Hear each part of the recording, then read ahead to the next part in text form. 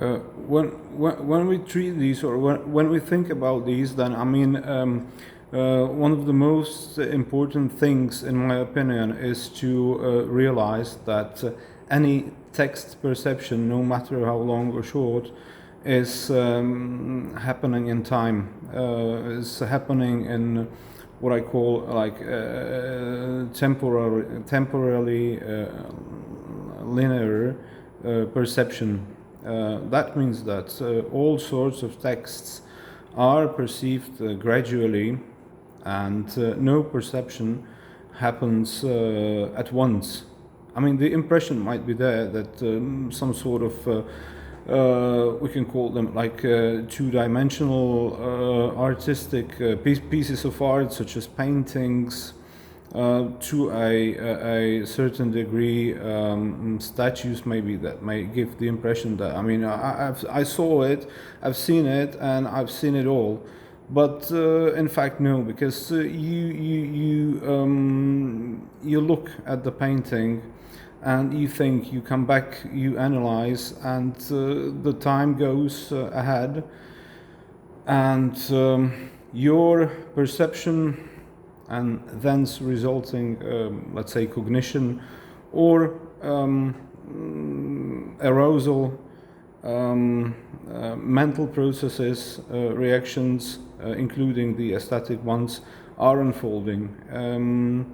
You spend some time thinking about what you've seen, what it might mean, and then you come back, and onwards it goes in this way, which means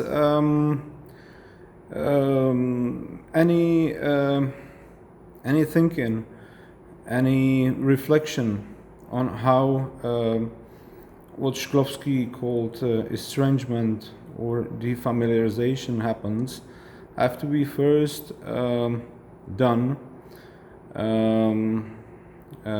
with regard of this temporal or time element. Once we do so, we may come to another point. Based on what do all these perceptive events happen? Since their totality or their complex is called defamiliarization or estrangement, it implies that it's the norm, that that is something that they're referring to.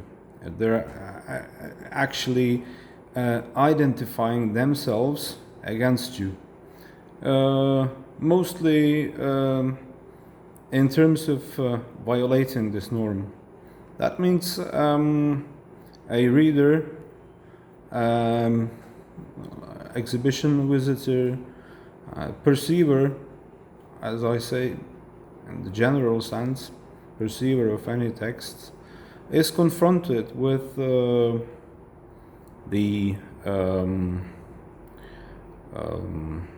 creation, the piece of art, the text of the author, who incorporated some elements in his texts about which he knows, based on his assessment or anticipation of the personality of the perceiver, that the perceiver will react to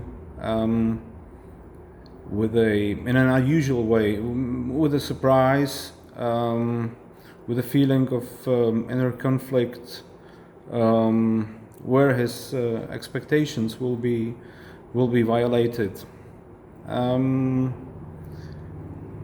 In this case, it's actually the experience that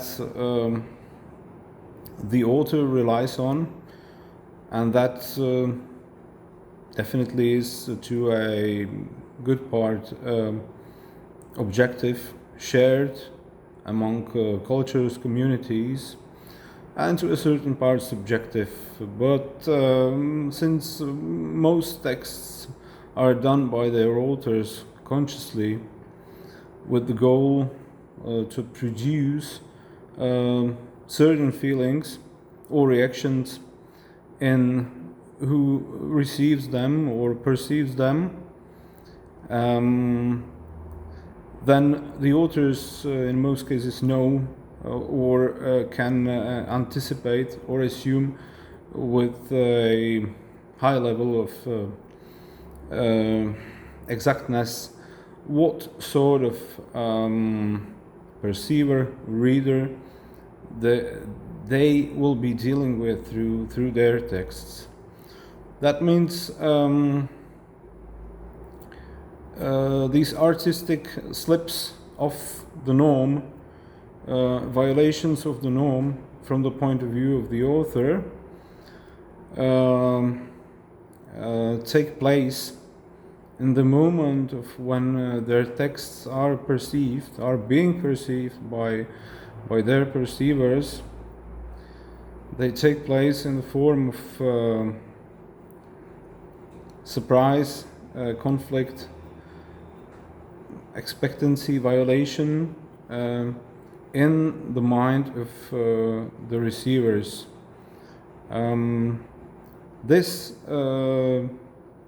we may say cognitive dissonance or aesthetic cognitive dissonance is of course caused by the previous experience or the experience always to the moment of the perception of the works or texts created by the authors by their perceivers.